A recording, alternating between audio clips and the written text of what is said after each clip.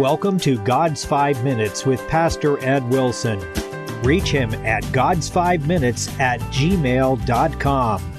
Now, here's Ed Wilson with God's 5 Minutes. Hello, friends. Ecclesiastes 1:4 reads, "One generation passeth away, and another generation cometh, but the earth abideth forever." The river of time flows on continuously, taking no heed of dates and calendars. The importance we give to the beginnings or endings of years and centuries is a sentimental illusion. In this verse, the bitter melancholy of the preacher sees but the surface. He begins his message by crying all is vanity. That conviction had been set vibrating in his heart, as it is in the heart of every man who likewise seeks for solid good away from God.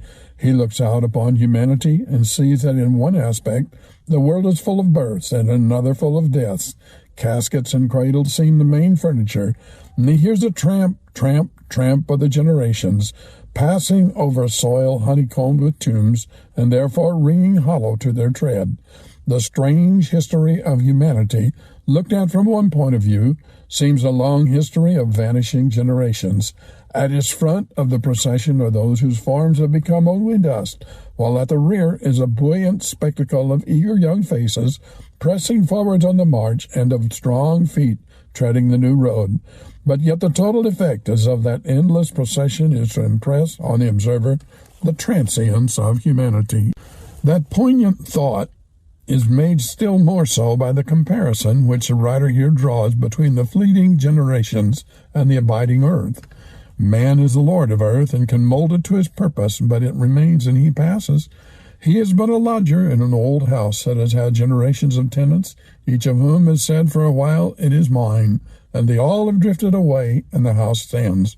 The streets you and I drive today were once the trails down which moccasin feet trod, where later the pioneer's plow turned the soil the homestead stood.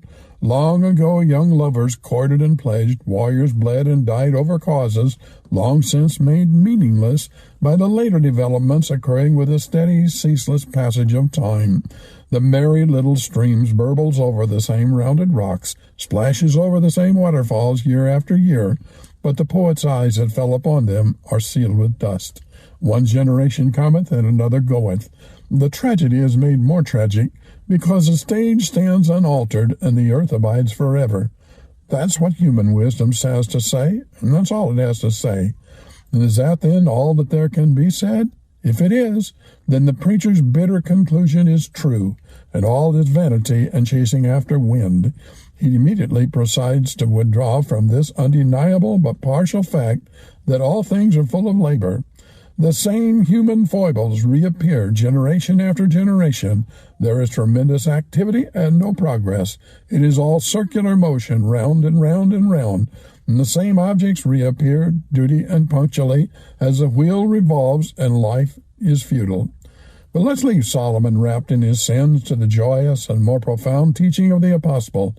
The cynic never sees the depths. That's reserved for the mystical eye of the lover. So John said, No, that's not all. Here's the true state of affairs.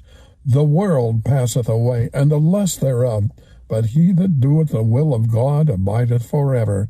The doctrine of the passing generations and the abiding earth is confronted squarely in this text by the complementary doctrine provided by the greater revelation made possible by the advent of Jesus Christ and the beautiful teachings of the New Testament.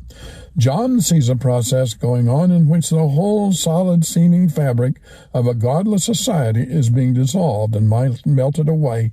And in the midst of all this change, there is one who stands unchanged, he who does God's will. In fact, this earth is ever being woven and ever being unraveled, and in the most purely physical and scientific sense is passing away.